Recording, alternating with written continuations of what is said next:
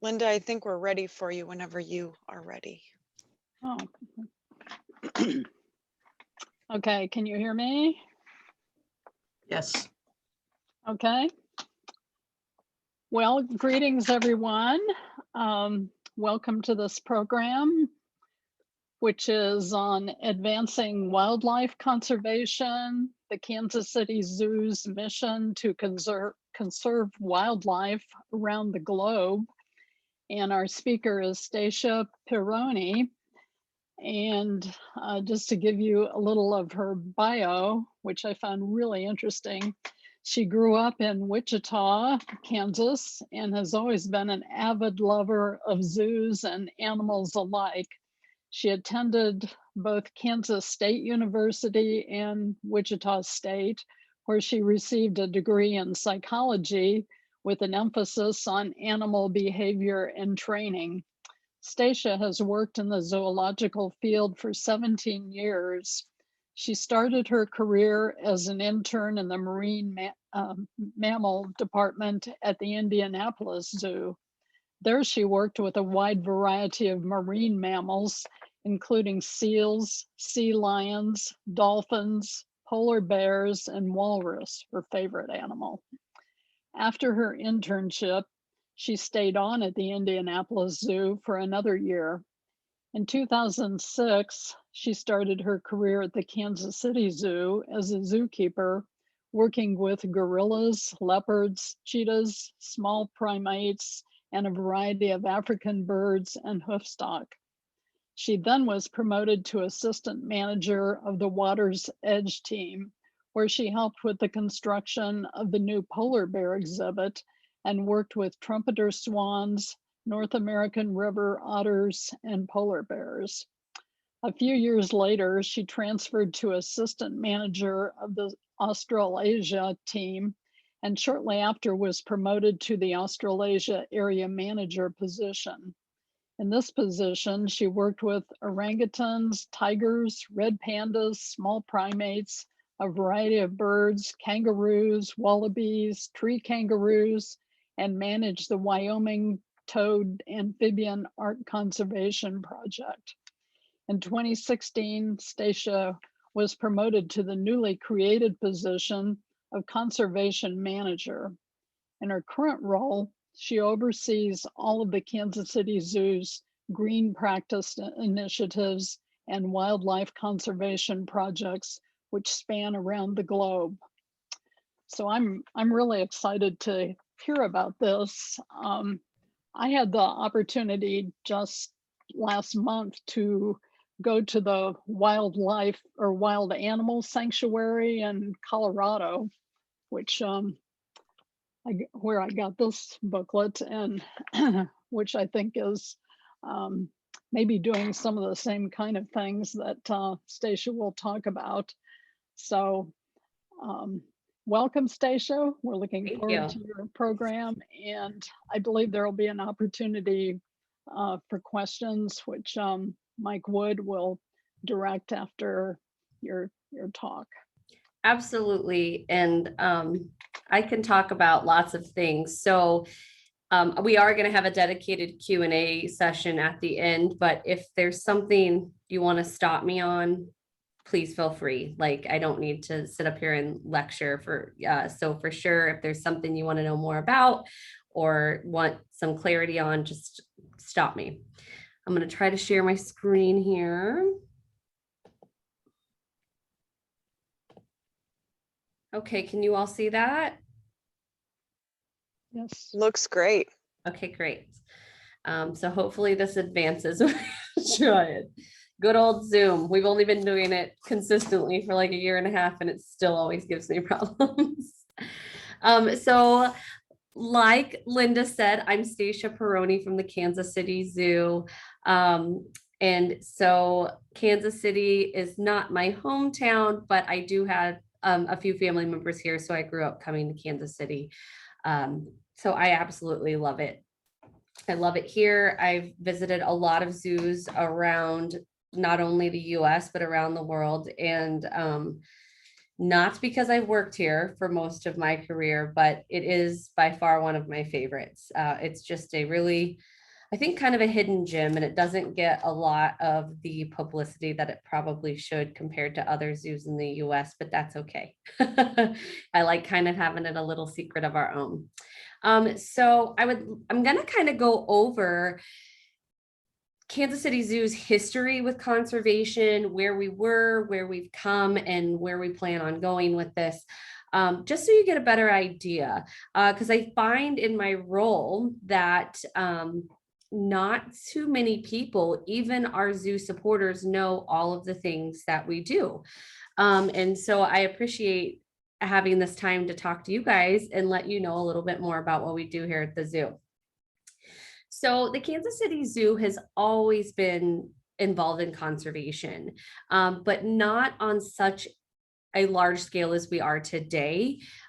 So a lot of, we did have some conservation programs happening on grounds, or we might be a little bit actually physically involved in a conservation program throughout our history, but most of it was just contributing funds to an existing conservation organization and saying, you know, like, keep up the great work, you know, we want to help support your work. And in 2014, we really sat down as a zoo and said, okay, we know that we really want to be a conservation institution. We know that we're doing a little bit, but we need to be not only a leader in the zoological and aquarium, you know, field in conservation, we need to be a leader for our community. So what does that look like? So we actually started creating a conservation strategic plan. And really the basis of that plan was, our pillars were going to be conserve, preserve, and influence. And we decided that we were going to kick this off in 2015, and we did, and we rolled out with, you know, full steam ahead.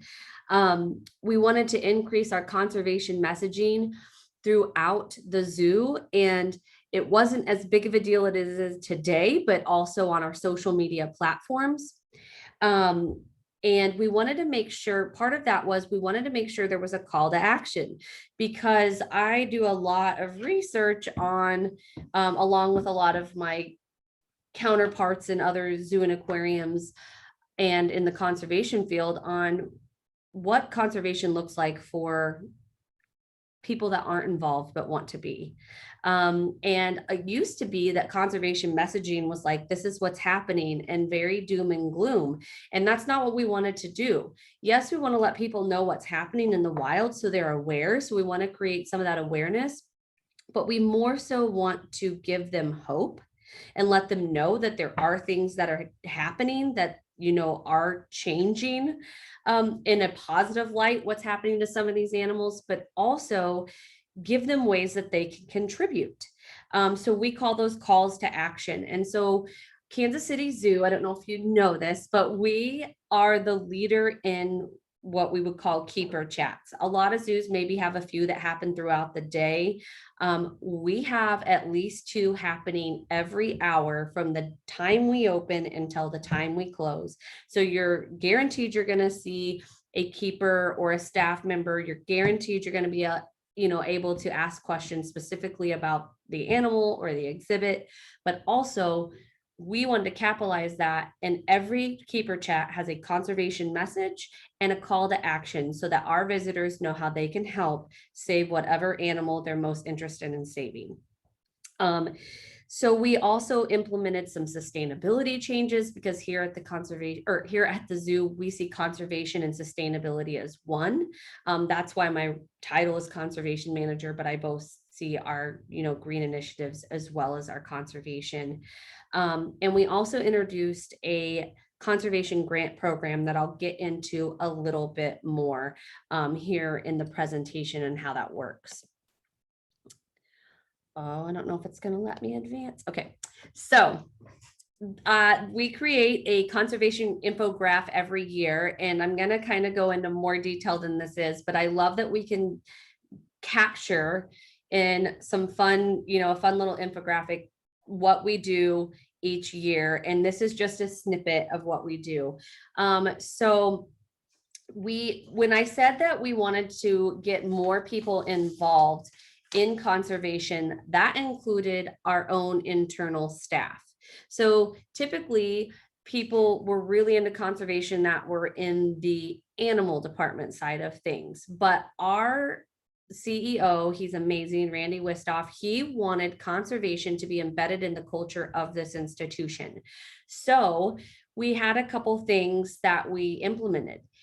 Every department had to contribute to the conservation fund, which can get really interesting. You know, we do have some revenue driving departments such as admissions and membership, where we were able to say it started out as a quarter of each admission ticket purchased went to conservation, and now it's up to 50 cents. And then a portion of our memberships, depending on which membership tier you get, it's a certain amount of dollars that goes to conservation. But finance really got creative, and all of our profit from the penny presses and the view scopes and the little Jeep rides and things like that, that all started to go to conservation. Our education department started contributing a percentage of their revenue from the camps and the overnights and the birthday parties and things like that. Our marketing department, who is also over events, started pinpointing and even creating events that were specifically for conservation. So Jazoo is not part of that. That is our big annual fundraiser. If you guys have ever attended, it's super fun. That all goes to for our operations. We are a nonprofit institution, so we rely heavily on donations and fundraising. And so that I always get that question, but Jazoo goes specifically for our operations, but a lot of our other events are geared towards conservation. So Brew at the Zoo in October, all of the proceeds go to conservation. Our annual zoo run, we always highlight a specific animal. All of that revenue goes to conservation as well. Unfortunately, we've only had it once because we launched it pre-pandemic, late of 2019. We did a wine walk for wildlife. It was so fun. And every station had a member of the staff that works on a conservation project there to, while you tried your wine, you could learn about all the conservation efforts we were doing. We also have a really cool initiative that we started in our food and beverage and retail locations called Step Up for Conservation. And that you can donate $1 in addition to your purchase to bring in some revenue. And then all of our animals here at the zoo, a lot of them actually paint. And so all of the animal painting sales proceeds also go to conservation. So as you can see, in 2020, we raised $303,000 for conservation. While I'm so impressed with this number, it's a little lower than normal. And as you can imagine, we were closed for part of 2020. So I was actually kind of nervous what that number was going to look like. But in all honesty, I was super pleased because in the past several years before that, we've been around 375, 380, 390. So to not be that far off was really pleasing to us. I'm also proud to say that because of the way our conservation funds are structured, they are restricted to solely conservation. I'm kind of getting off track for a minute, but we cover, if someone was to donate to the conservation fund and say, I specifically want it to go to this project, and it's an overseas project, the Kansas City Zoo incurs all of those wiring and transfer fees. A lot of international governments take a fee on the back end as well. We cover that. So 100% of anyone's donations go to that conservation program, and we're really proud to do that. Our conservation budget is also set up a little differently than our operating budget. Our operating budget is on a calendar year and is being used as the money's coming in throughout the year. Our conservation fund budget is actually done a little differently, which really helped us out this last year. Whatever money is raised from the prior year is what our funds will be for the next year, or so from the previous year will be then used in the following year. So I didn't have to worry in 2020, but we were a little nervous what this year would look like because of 2020. But I'm happy to say that we were able to keep all of our conservation commitments to all of our conservation partners in 2020 and in 2021, while a lot of zoos and aquariums unfortunately had to pull back some of their funding because of the hard times they were facing. So I am very, again, grateful that we have the structure we have in place for our conservation funds, that they're strictly restricted to conservation. We can't tap into them in hard times, and that we're able to keep those commitments, because just like nonprofit zoo and aquariums were struggling last year during closure, our conservation partners around the world were just as impacted as well. And we wanted to make sure that we could hold up our end of the bargain. So as you can see, we have all kinds of things going on that I'm really going to get into. So I'm not going to focus on this infographic much more, but if you look down at the world map, we are operating all over the world, doing a lot of neat initiatives in several countries. And here's kind of a bigger expansion of that. So we do have multiple projects here on zoo grounds with local or semi-regional species, and I will go further into detail. I have better pictures than these tiny little circles. We also are in North America, South America, Africa, and Asia.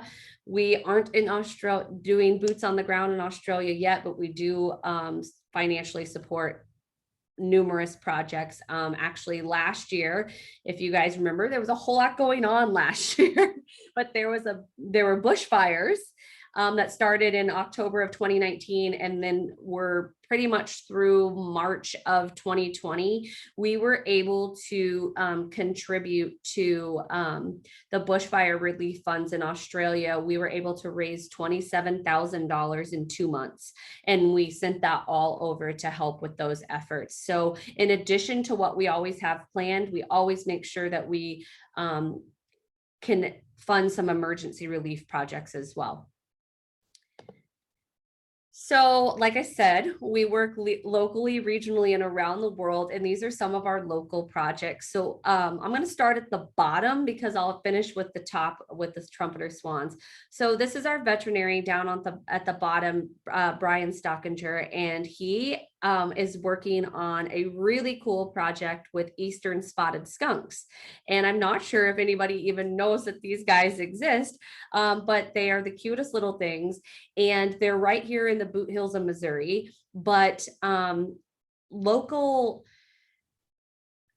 people to more of the rural areas started noticing that they weren't seeing them as often. We were partnered with MU, and we have since partnered with MDC. They decided they wanted to get on board and look at these guys a little more. So we're basically trying to trap them and then put these, you can see this barely a little wire. It's not, it's just like around its neck. It's not intrusive or anything, but it's a telemetry set, so we can kind of see where they are. And I'm telling you, they work a year round to find these guys. And I think they only were able to find about 5 last year. But we know there's more, and we'd love to know more about their ecology. And Brian is going to do, when we get enough samples, some disease assessments. We're really trying to figure out what's going on with these guys.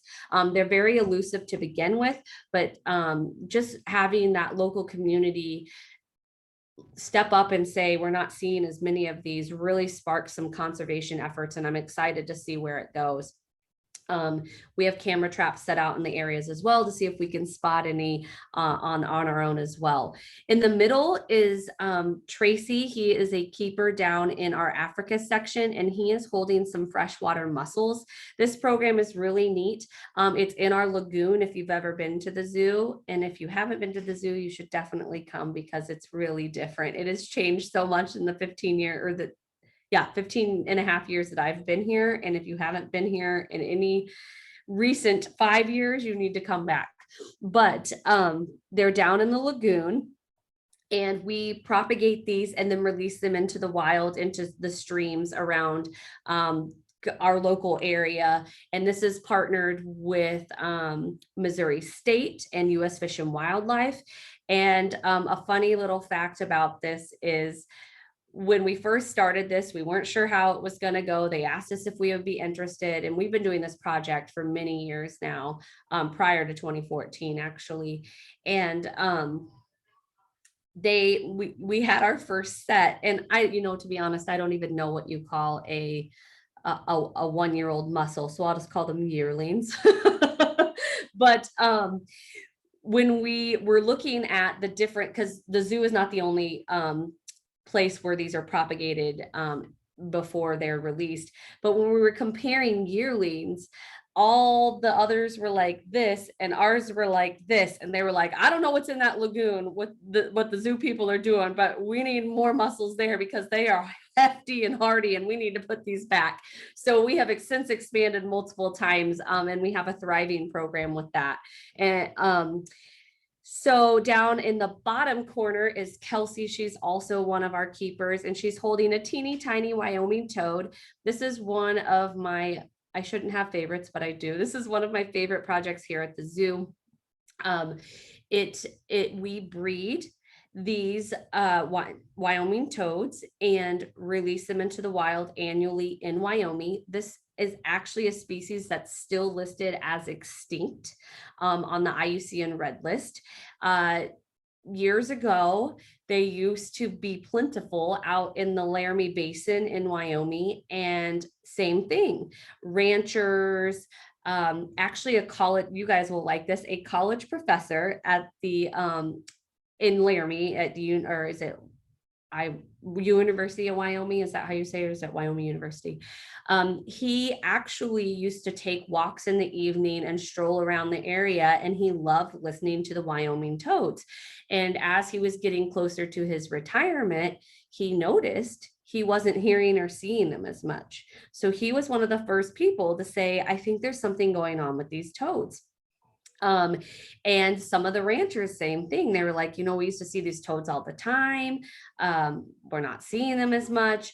And so U.S. Fish and Wildlife got involved, and I'm sure you guys have heard of it now because it's all over the world, and it has been affecting the amphibians all over the world for a while now. But these Wyoming toads were becoming susceptible to the chytrid fungus, and it was decimating their populations. And so they continued to do surveys, and they could not find any. And they finally found around just a handful of them. And they said, we've got to do something right now. So they inquired with several zoos if they would like to help start a breeding population and try to make a recovery program for this species. So there's about 10 zoos that do this. We breed these Wyoming toads. We take tadpoles and toadlets out to Wyoming every year and release them. And while they're still technically listed as extinct, when we first started going out and doing surveys and census with U.S. Fish and Wildlife, it's probably been about 12 years ago now, we would barely find a few over a 4-day period. And now we're finding hundreds a day. And they have Vlasimer little, they're not tags necessarily, but that you put a little, you inject this in them so you can see the color right in their webbing. Or we also have the transponders, the microchips. So every time we find one, we scan them and we can see, and we're finding that they're making it through a season, and we're finding the same one. So that's really good. And this last year, we actually saw wild breeding and wild tadpoles and egg masses. So we're moving in the right direction. It's a long time coming. There are lots and lots back in there, but for it to be a sustainable species where we're not having to continually contribute to that population, it'll stay listed as extinct, which is kind of crazy. And the top right corner, it's a similar program. It's the Panamanian golden frog. Andrew here is setting up the same thing. We breed them here. Panamanian golden frogs are in a holding pattern. So our facilities are working on getting really good. All zoos and aquariums are working on programs to get really good at breeding them. And then when they've got the same situation, chytrid fungus, when they've got it figured out where they feel like they have a great plan in place, the local governments to release the Panamanian golden frogs will start sending them their way to start trying to build that population up as well. And then this is really fun, and why I saved it for last is these are our trumpeter swans. They are native to Missouri. They actually will travel all the way north to Canada and as far south as Mexico. But fun fact, these guys were in the same situation at one point. They were nearly extinct, and that was from hunting.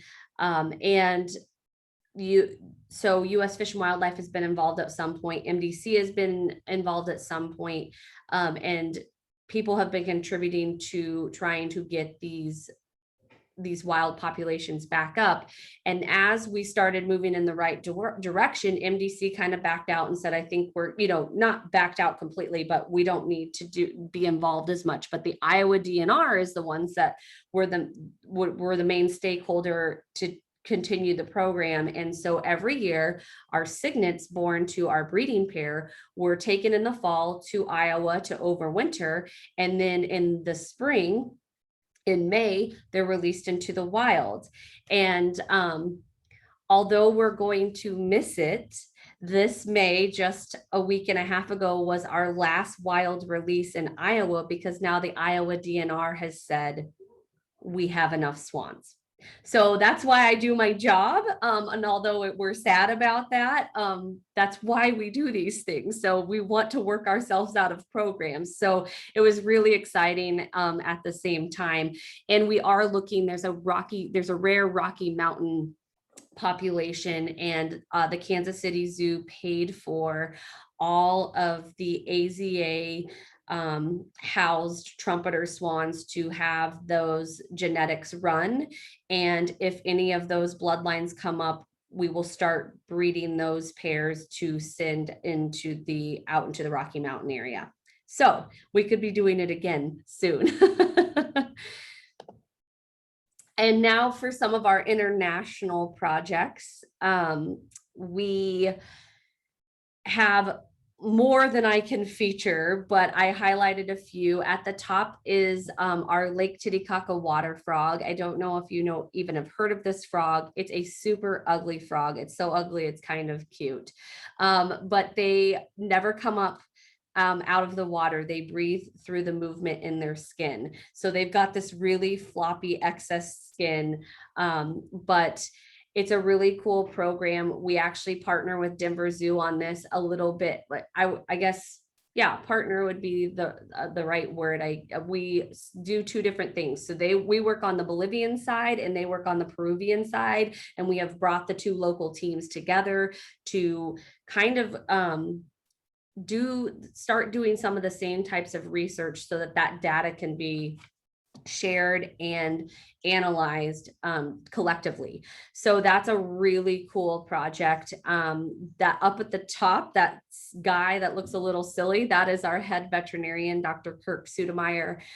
He's amazing. He does a brown hyena project in Namibia, and it's fascinating what he does, but he's in his ghillie suit. And I'm telling you, if you come out, like I was telling about the wine walk, he wore that ghillie suit the whole time, and it was in August, but he loves it.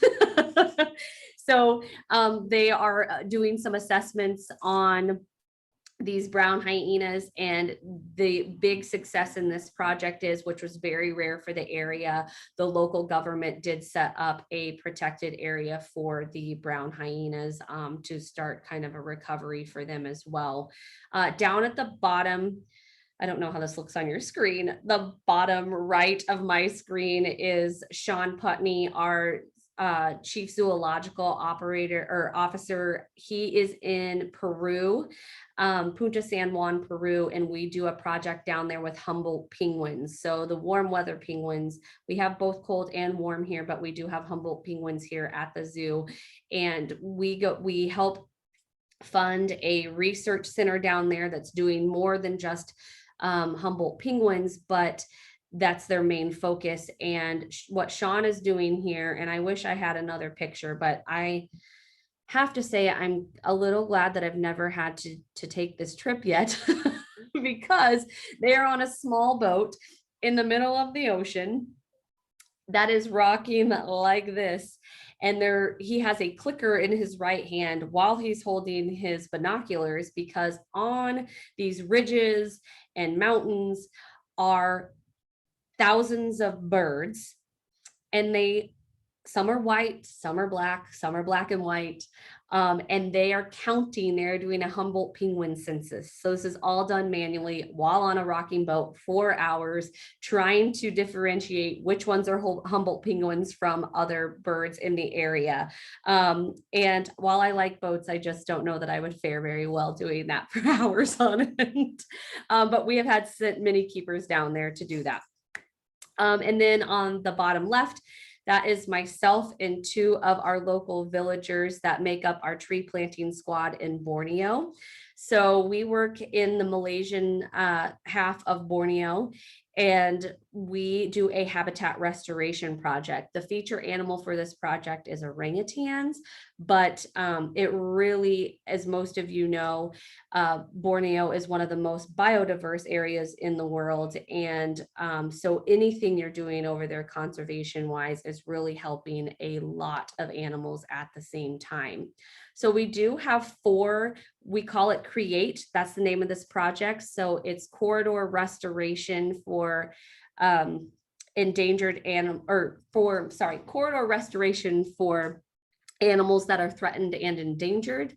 And we have 4 sites that we've accrued over the last 4.5 years. And site 3 was our biggest until we acquired site number 4, which is would be past, like if you were going from the bottom of your screen and kept going, we have an adjoining site now. So this is by far our largest site, but this is what we're dealing with in Borneo. And then when I say the animals are dealing with this. So if you look kind of over on the right, you see more of a normal forest layout. And then over here on the left, you see areas that have been decimated either by agriculture, whether that's oil palm plantations or logging. One of our sites, CREATE site number 2, is actually just more of, if you could imagine a huge circular patch, it's very large, just in the middle of this established forest, where it was like a logging station site where they would stack all of the logs before they would ship them down the Kitabantangan River. And so we've been working hard at restoring these corridors because, as you know, orangutans are arboreal. They will get on the ground, but they don't prefer to. And it's very interesting because this river is extremely long, and these not only orangutans, but other wild animals travel all over the forest to find food. And unlike here, in the United States, typically certain trees are flowering or fruiting, or pollination is happening at specific times of year. Well, the climate in Borneo is pretty steady. Besides a rainy season, it's like a greenhouse in itself. So just because it's like a fig tree, not all the fig trees are fruiting at the same time there. So the orangutans, and they're so smart, memorize which tree fruits, where it's located, when it fruits, and they will travel around to find food throughout these large forests. So when they come to an area like this, 1, it's intimidating. 2, it's not very safe because they're completely exposed. And so it's very important for us to restore these and reconnect these corridors. The really interesting thing about this CREATE site number 3 is, if you look on the left, the trees all look very similar. That is because that's an oil palm plantation. If you look in this, I don't know if you guys can see my pointer, but if you see the open area closest to your screen and you look to the right over here, that is also oil palm. The really cool thing about this is we have worked with this specific owner, and they are going to give us these on the right side closest to the river, which is the most important. They're going to give us these after their last harvest. So after they harvest these, they're totally fine with us planting around. We have a great relationship.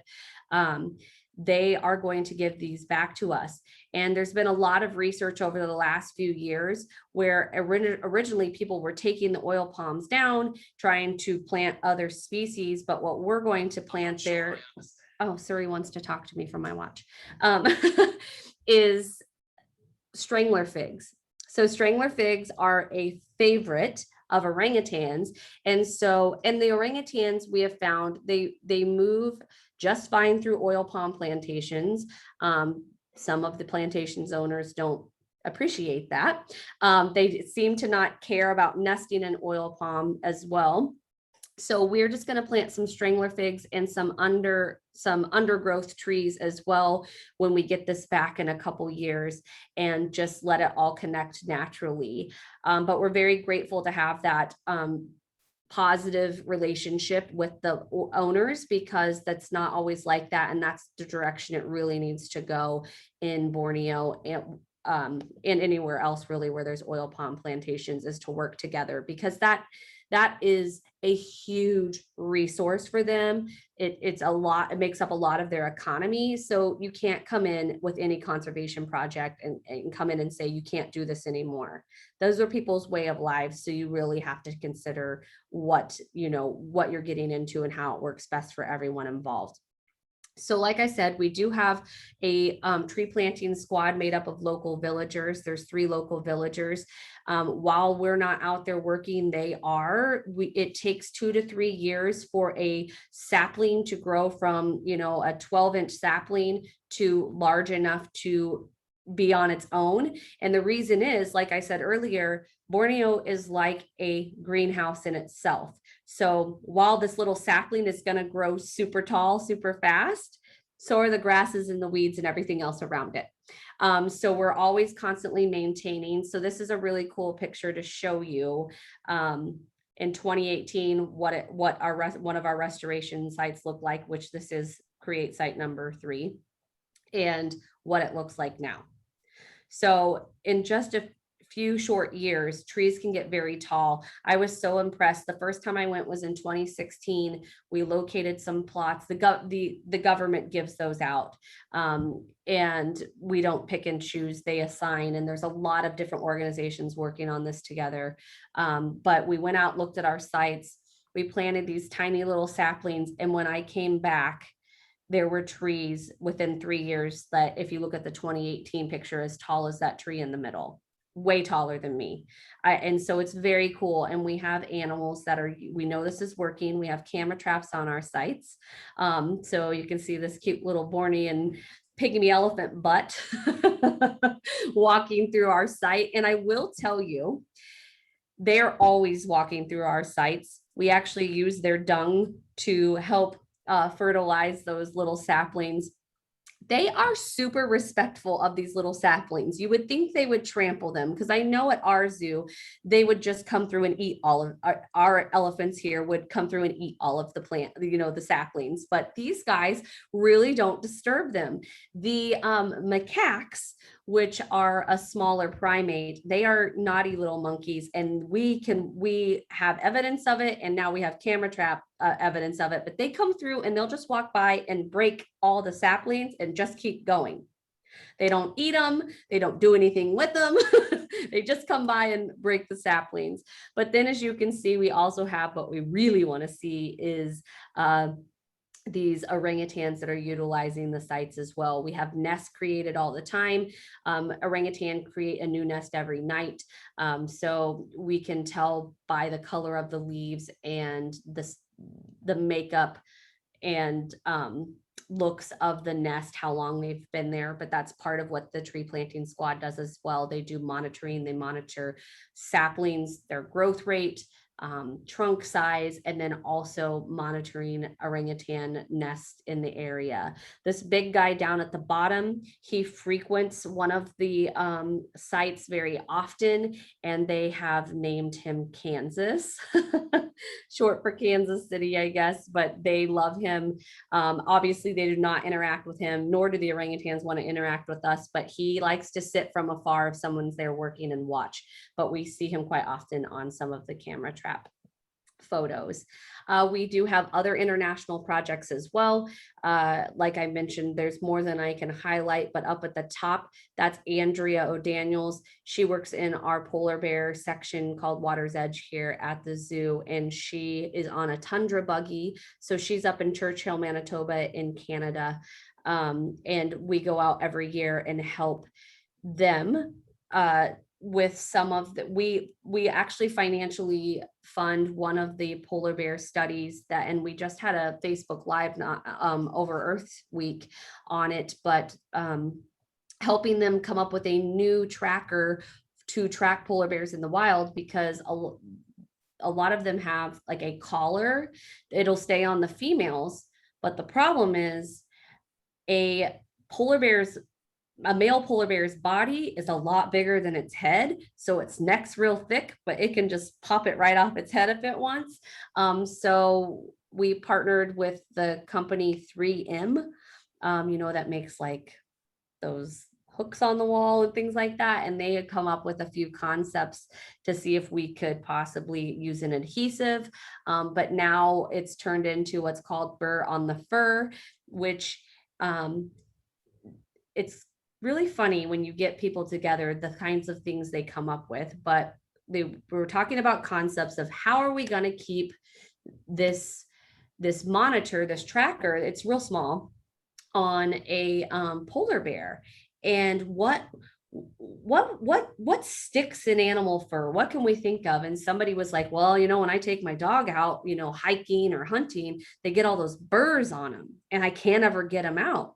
So they've come up with this concept of it's almost like, like a pipe cleaner, not like you do a craft with, but or if you use the reusable straws, like the cleaner with a metal, and then you've got like the bristles on the end, like that. And the concept is they can get this on and twist that around in the polar bear's fur, and it'll stay on for months until the polar bear's fur falls out, and then they can retrieve the tracker, but they can follow him more, and it'll be, where, on its back where it doesn't really bother him at all. So that's kind of where we're headed with that. It's really exciting. We hope to bring them back in to talk about this more. The zoo will probably also participate in what the really cool thing about partnering with researchers in the wild, they rely a lot on zoological and aquarium institutions to help them out, because we have easier access to them. So we can try to start doing some preliminary, I can't talk today, trials with our polar bears to see how long that stays on. And our polar bears are trained. They won't have to be anesthetized to put that on them, and we don't want to have to do that. They can just come. We do not go in with our polar bears. They're very dangerous animals, but they can come up to a barrier between us, and the keepers can put that on. So we're working on that right now. We're really excited about that. We do the same thing for orangutans. Our orangutans know how to open their mouths so we can see them. So all of our orangutans have photos of their teeth from when they were babies until now. And that has really helped researchers in the wild, because I don't know how much you know about orangutans, but they look really small for a really long time, for about the first 7 years of their life. Then they kind of go through this juvenile adolescent stage. And then all of a sudden, especially the males, just like turn into these gigantic guys really, it seems like overnight, but within a matter of months. So their teeth is really what is beneficial. They have similar teeth patterns as far as when certain teeth come in and when certain teeth fall out, kind of like humans. So they are able to utilize the database that zoological institutions have captured when they find an injured or, a rescued orangutan, they can kind of now better understand what the age of that orangutan is. And then at the bottom here is our black mambas, which is very near and dear to Mike's heart. And these are a group of amazing women. They are an anti-poaching unit. They are nearly all female. We do have a couple male members now, but they are a nearly all female anti-poaching unit in South Africa. And when this concept was first started, they were laughed at. They were women. They weren't going to be armed. And everybody said, no, thank you. That's a joke. And these women walk all day, walking the perimeter of these nature reserves, making sure that there's no snares like in this picture right here. And let me tell you, like I said, they are not armed. These pictures are from a camera trap that is along one of the fence lines they walk. And these pictures are within too close of minutes to be comfortable with. So this lion crossed the same path probably 20 minutes before the black mambas came across the same path. So they're putting their lives out, on the line every day. And the really cool thing is their presence is what deters the poachers. And they saw, Mike, you might know the statistic on this too. It changes all the time, but throughout the years, what their statistics are, but it was like an 80% reduction the first year that they had their first team on rhino poaching. And then people weren't laughing so much because they started putting their hands up and saying, we'd like a black mamba unit in our area too. So the program has grown, but it's not just about the protecting of the animals. This goes, like many of our projects, it goes way beyond that. It goes beyond that with the community, but this empowers the women. They're now some of the breadwinners in their households. They are well respected. A lot of people want to be a black mamba now, so it's really cool. And the other piece of this is the black mambas go into local schools and have a bush baby program. And these kids get to learn about, because a lot, you think because this is in quote unquote some of their backyards, you'd be surprised how many of these kids have never seen some of the wildlife that's right around them. And so they teach them about respecting the environment. They teach them about what's in their backyards. And they have a really cool program where they go through this bush baby program. They can graduate to scouts. And then the scouts are kind of like this interim teacher, but some of these scouts are now becoming black mambas or rangers as well. So it's a very, very exciting program. They were actually in town a few years ago. We had them here at the Kansas City International Film Festival, where a short film documentary about them was featured, and it was so much fun to have them here. And we have staff members that go over there every year as well to help them. I know I've been talking for a long time, so I don't want to take up the whole time. So you guys let me know what questions you have, or if you want me to talk about something specific. Stacia, that was wonderful. My first question, I'll ask moderator privilege, is how do you grow up and get a job like yours? Well, it's interesting. So as you heard in my bio, I started out as a zookeeper, and Right. Some conservationists go to school for wildlife management or wildlife conservation. I will say the zoo is like a small city where we have everything from security to HR to groundskeepers to horticulturists. Like, we have it all here. But to work at a zoo is very competitive. So really just getting involved with animals at some point and getting any experience always gives everyone a leg up. But I think, I always knew I wanted to be a zookeeper. I never knew I wanted to be a conservationist. They always kind of were one and the same to me. But as I grew up and started working, I knew I wanted to save animals in the wild, and utilizing the animals here at the zoo is a great way to do that, because there's so many people that will never even leave Kansas City. So connect them to animals is amazing.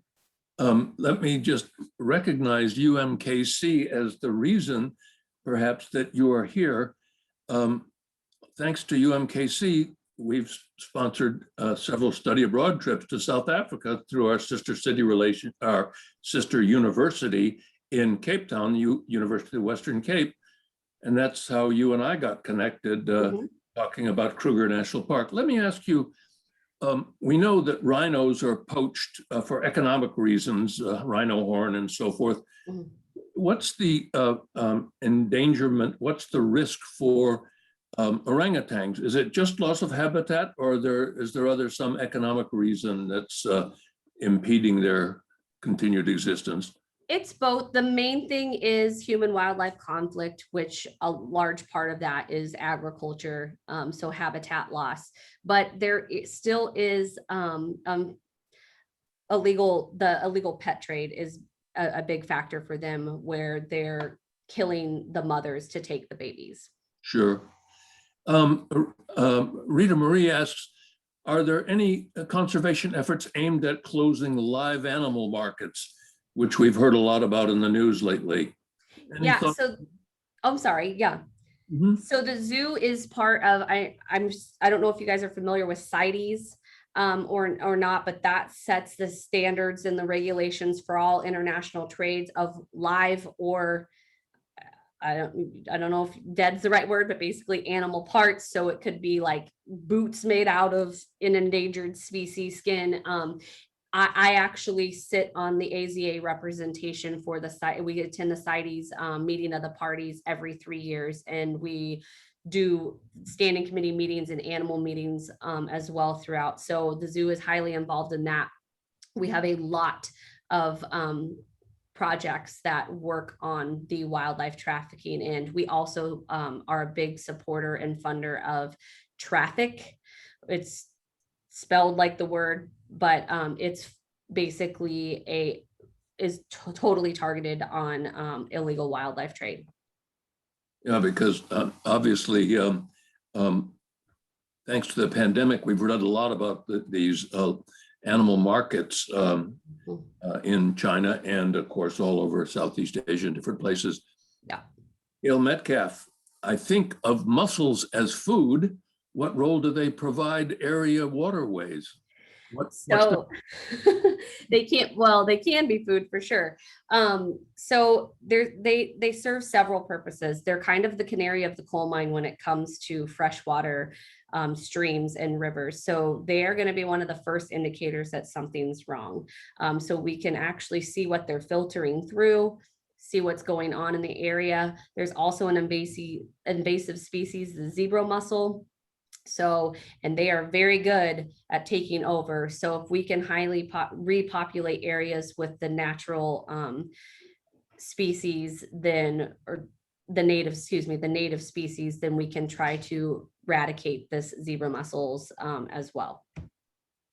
What's the relationship of the Kansas City Zoo to the city of Kansas City?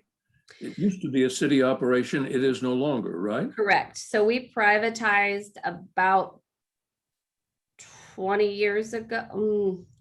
Time flies so fast. I can't remember the year we privatized, but yes, the city used to run the zoo and own the zoo, and then we privatized. We are a nonprofit. We're run by Friends of the Zoo Incorporated. But that being said, some of the buildings on zoo property are still city assets. So we have a really good working relationship. We have city council members, Parks and Rec sit on our zoo board or represent on our zoo board. So we're always working very closely with them. So the zoo is private. We do get that a lot, like why isn't the city doing this, or is this the city's property? It's not technically, but we do still work with them when we can. Is the zoo a 501c3? It is a 501c3. That's excellent. I think a lot of people, I've talked to people who say, well, why is the zoo's money, city's money going to South Africa or Borneo? Right. Good. So yeah, all your donate, like that's the thing. And then we do, I should highlight too, some of you may be aware that we have a county tax in 2 different counties. That money does not go to conservation. That money is also kind of like our conservation fund, is and it's restricted to what we promised those counties it would go to. So we're very careful and very good about sticking to what we say our money is going to. That is what it goes to. I was really pleased to hear that one could contribute directly to a specific cause in a specific country and contribute to the zoo, and you would designate it for that purpose. That's great. Yeah. Sophie asks, the Tiger King sparked a lot of conversation about people buying exotic animals. Does the Kansas City Zoo have any rescue efforts for animals that are mistreated? So mistreated, I mean, I guess I can't speak on that. We do have some rescued and rehabbed animals from like nature centers, or someone's rescued them. If you all remember, I think it was back in, I don't even know now, 2010, 2009, there was a chimpanzee that got out in Kansas City. Her name was Suko. She was jumping on police cars. This was not her first exploration out in the city. We did end up rescuing her. So yeah. So in rare occasions, yes, if we're needed, because not too many people are suited to take on a chimpanzee, we have done that. A lot of us being retirees, have time to travel. Let me ask you how accessible sites like the Kinabatangan River Site 3 in Borneo, getting to visit one of your sites there, how accessible is that for some of us who like to travel? I mean, it's pretty accessible, so that's really nice. We operate out of a very small village, and when I say small, you could relate it to maybe 2 city blocks, but there's several bed and breakfasts. But let's remember, we're in the middle of rainforest in Borneo. They are nice though, and there are some very nice ones too. The National Geographic has a lodge down the Kinabatangan River that's amazing. I've stopped by there.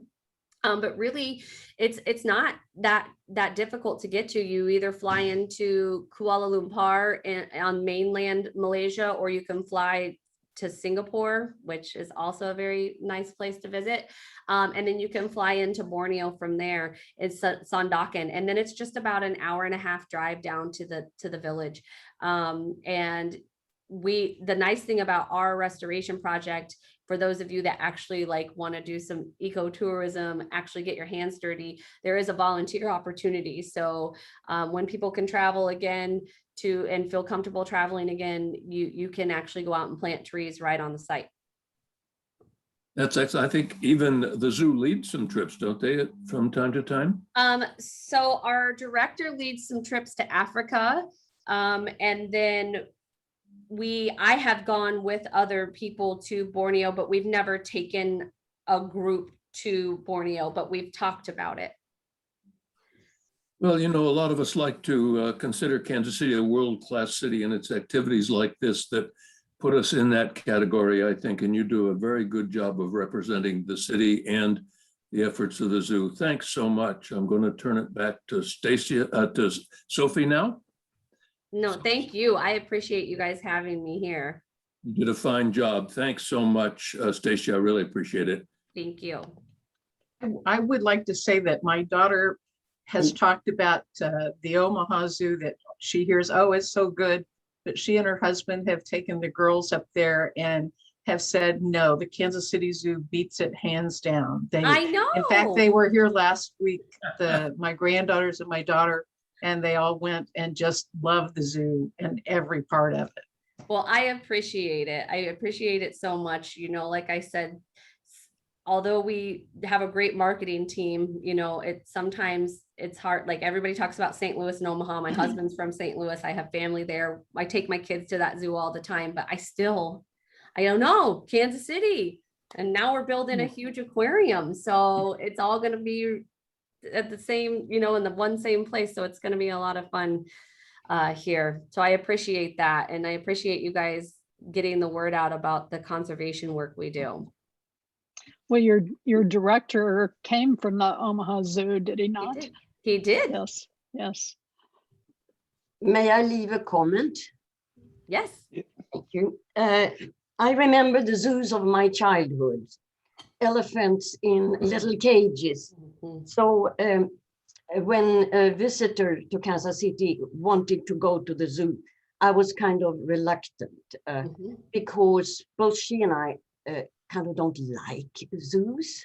Anyhow, we went. And I am absolutely astounded how the zoo has changed. I mean, the whole biotope emphasis. The kangaroos had no cages whatsoever. They were hopping around everywhere. And the kids could actually pet manta rays. It was absolutely fantastic. Also, the focus on conservation. And I thought, okay, this is what zoos are good for. If they can educate the kids of the importance on the variety of animals here and there, then okay for zoo. I will opt my contributions. And today's presentation was just fabulous. I had no clue about how much you are doing. And thank you very much. Oh, I appreciate that. That just makes me my last 15 years of work mean everything. Because I mean, it's something we hear a lot, and it's something that we really have to, a huge hurdle we continuously have to get over, because you're correct. And we're very transparent about that. In years past, you know, like you said, when you were growing up, zoos were completely different. And they were entertainment based. And now the whole, especially AZA accredited zoos, I mean, that's where it's unfortunate. There are, for lack of a better word, roadside zoos like the Tiger King, where they're not, if it's a sanctuary and they're breeding animals, they're not a sanctuary. So just take that piece of advice from me. Sanctuaries, if they're truly a sanctuary, are taking them in to help them have a life from something that wasn't so great. But if they're breeding them, that's taking up space for animals that need that. So they're really not, they're probably making profit off of those animals. And you're talking about the wildlife trafficking, they're probably part of that, unfortunately. So zoos, yes, AZA zoos are focused on the conservation and education piece. And like I said, unfortunately, I've been super blessed, especially in this position, but unfortunately, there are people that will never leave Kansas City. And the only way to get them connected to wildlife and for them to know what's out there, is in a zoo setting. And if our animals here, what we like to refer to them as their ambassadors for their wild counterparts. So I really appreciate your comment. That made my day. I'm glad it made your day. Thank you. Thank you.